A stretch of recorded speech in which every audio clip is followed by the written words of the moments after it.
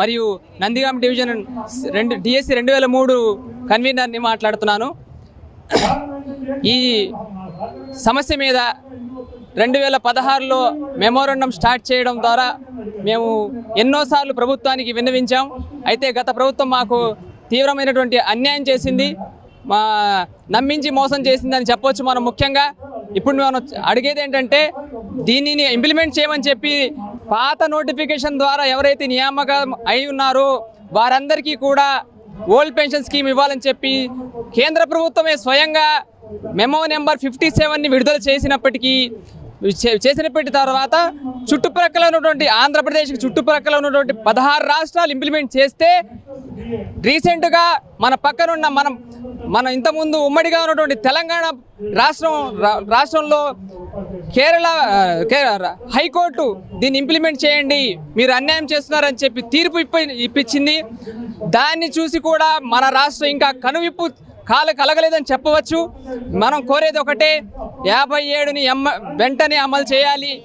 అమలు చేసి డిఎస్సి 2003 ఉపాధ్యాయులందరికీ, అదేవిధంగా డిఎస్సి 2004 కంటే ముందు నోటిఫికేషన్ ద్వారా నియామకమైనటువంటి పోలీసు ఉద్యోగులకి, గ్రూప్ 1 గ్రూప్ 2 ఉద్యోగులు వీళ్ళంతా కలిసి 10,000 పై చిలుకు ఉద్యోగులు మాత్రమే ఉన్నారు. వీరందరికీ చేయడం ప్రభుత్వానికి పెద్ద కష్టమేమీ కాదు.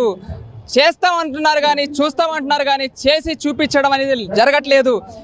ఇది కానీ జరగని పక్షంలో ఈరోజు రాష్ట్ర మొత్తంలో 2,000 కంటే పైచిలుకు ఉపాధ్యాయులు ఇవాళ విజయవాడ ధర్నా చేయడం జరుగుతుంది.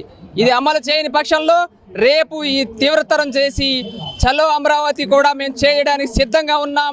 సాధిస్తాం ఓపీఎస్ సాధిస్తాం. నా పేరు జాన్సన్, నూజివీడు డివిజన్లో పనిచేస్తా ఉన్నాను హై స్కూల్లో. 2003 డిఎస్సిలో మేమందరం కూడా సెలెక్ట్ అవ్వడం జరిగింది. ఈ ప్రభుత్వం యొక్క అలసత్వం మూలంగానో లేకపోతే జీవుల మూలంగానో ఇది గత 1.5 year డ్రాగన్ చేయడం జరిగింది. దానివల్ల మేము ఒక మంచి అవకాశాన్ని కోల్పోయాం. మళ్ళీ వచ్చిన ప్రభుత్వాలన్నీ కూడా దాన్ని చేస్తామన్నారు.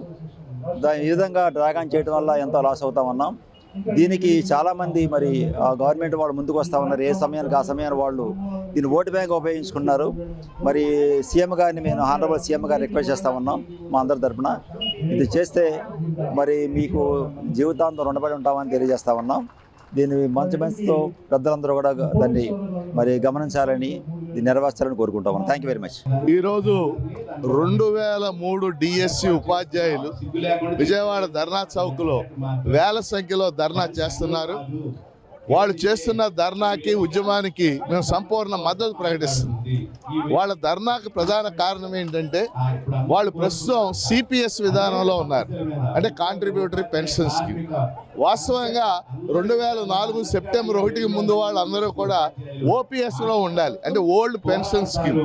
వాళ్ళు ఓల్డ్ పెన్షన్ స్కీమ్ కోరుతున్నారు. మేము దాన్ని బలపరుస్తున్నాం. ముఖ్యంగా కేంద్ర ప్రభుత్వం మెమో నెంబర్ 57 అని ఇచ్చింది. ఆ 57 ప్రకారం ఇది అమలు జరగాలి, వీళ్ళకి ఓపీఎస్ అమలు జరగాలి. కానీ ఇప్పటికే అమలు జరగలేదు. వెంటనే ఓపీఎస్ అమలు చేయాలని మేము డిమాండ్ చేస్తూ ఉన్నాం. ఇప్పటికే చంద్రబాబు నాయుడు గారి దృష్టికి, ఆర్థిక మంత్రి పయ్యావుల కేశవ్ గారి దృష్టికి తీసుకెళ్లాం. త్వరలోనే వీళ్ళ డిమాండ్ నెరవేరాలని ఈరోజు ఈ ధర్నా శిబిరం కోరుతాం. టి వెంకటకృష్ణయ్య, నెల్లూరు జిల్లా నుంచి వచ్చా. నెల్లూరు జిల్లా డిస్టిక్ కన్వీనర్ని. ఈ 2003 డిఎస్సి వాళ్ళకి ఓపీఎస్ ఇవ్వాలని దాని పోరాటం మీద మేము అన్ని జిల్లాల నుంచి 13 జిల్లాలు, ఉమ్మడి జిల్లాల నుంచి ఇక్కడ రావడం జరిగింది. కాబట్టి మేము 2003 డిఎస్సి నోటిఫికేషన్ ద్వారా 2004లో రిక్రూట్మెంట్ కావాల్సిన వాళ్ళమే. అయితే 2005లో మాకు పోస్టింగ్ ఇచ్చారు. 2004 సెప్టెంబర్ 1 నుంచి సిపిఎస్ అమలు చేసింది కేంద్ర ప్రభుత్వం. అయితే అదే కేంద్ర ప్రభుత్వం ఇప్పుడు 2003 లోపల జాయిన్ నోటిఫికేషన్ వచ్చిన వాళ్ళకి మెమో నెంబర్ 57 ప్రకారం ఇప్పుడు ఓపీఎస్ని ఇవ్వమని చెప్పింది. అదే విధానాన్ని మేము గవర్నమెంట్కి తెలియజేశాం, గత ప్రభుత్వానికి కానీ ఇప్పుడున్న ప్రభుత్వానికి. అయితే ఇప్పుడున్న ప్రభుత్వం పరిశీలిస్తాము, మీ వివరాలను సేకరిస్తామని చెప్పారు. ఇంతవరకు ఎలాంటిది కూడా చేయలేదు.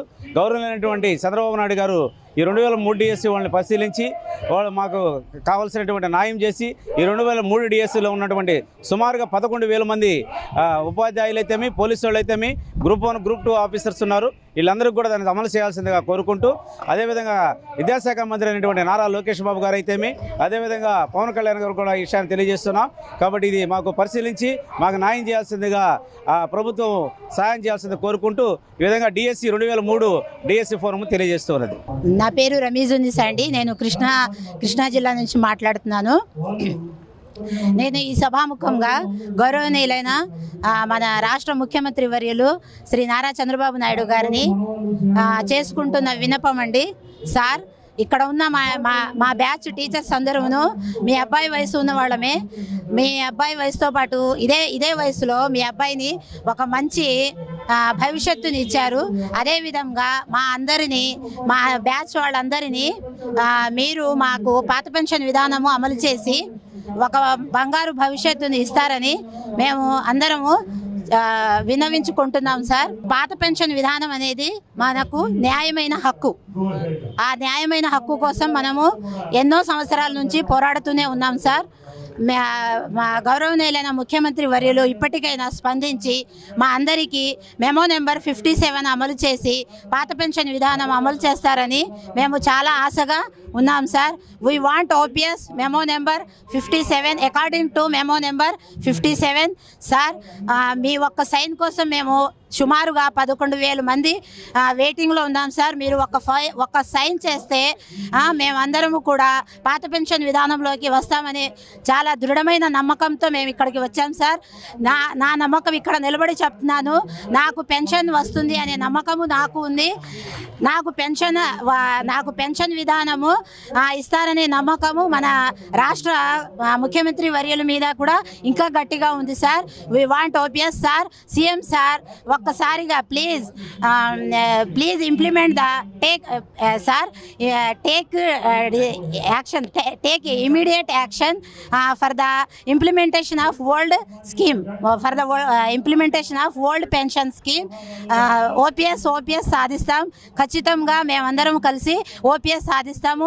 20 సంవత్సరాల మన ప్రయత్నము, మన కృషి ఫలిస్తుందని మీ అందరికీ ఈ సభాముఖంగా ఈ మీడియా ముందు నేను తెలియజేసుకుంటాను. తూర్పుగోదావరి జిల్లా రాజమండ్రి నుంచి వచ్చాము. అప్పుడు మాకు 2003 డిఎస్సి వాళ్ళకి చాలా అన్యాయం జరిగింది. అప్పుడు 2003లో నవంబర్లో నోటిఫికేషన్ ఇచ్చిన 2004లో రిజల్ట్ ఇచ్చేస్తారు. ఆ జాబుల మీద అవ్వలేదు, సెలక్షన్ ఇచ్చేస్తారు. ఏమో జూలై 4, 2004 జూలైలో అప్పుడు విద్యాశాఖ మంత్రి నేదురుమల్లి రాజ్యలక్ష్మి దగ్గరికి వెళ్ళాము. హైదరాబాద్ వెళ్ళాం మేమందరూ. అప్పుడు కూడా ఇలాగే వెళ్ళి రాజ్యలక్ష్మిని ముట్టడిస్తే అప్పుడు నవంబర్ నెలలో జాబులు ఇచ్చారు. జూలైలో హైదరాబాద్ వెళ్ళాము, నవంబర్లో ఉద్యోగాలు ఇచ్చారు. మరి ఇప్పుడు కూడా మేమందరమే ఎంతో ఉత్సాహంతో మేము ధర్నా చేస్తాం. ఖచ్చితంగా మా ధర్నాని ప్రభుత్వం పరిశీలించి 57 జీవో 57ని అమలు చేసి మాకు న్యాయం చేయాలి.